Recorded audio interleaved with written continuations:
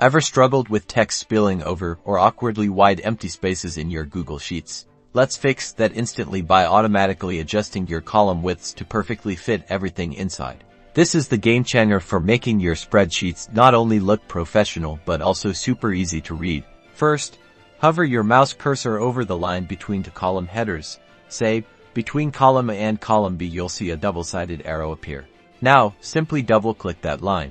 And just like that, the column automatically resizes to perfectly accommodate the widest piece of information within it, whether it's a long phrase, a number, or even a date. You can do this for individual columns one by one. Just find the boundary line and double-click. Need to do it for multiple columns at once? No problem. Click and drag across the column headers to select all the columns you want to adjust. Then, double-click the boundary line between any two of those selected columns. Boom!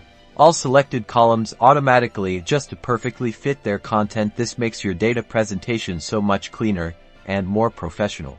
This Autofit feature is a massive time saver and dramatically improves the readability of your spreadsheets. Goodbye, awkward spacing. Try it out on your spreadsheets today and see the difference.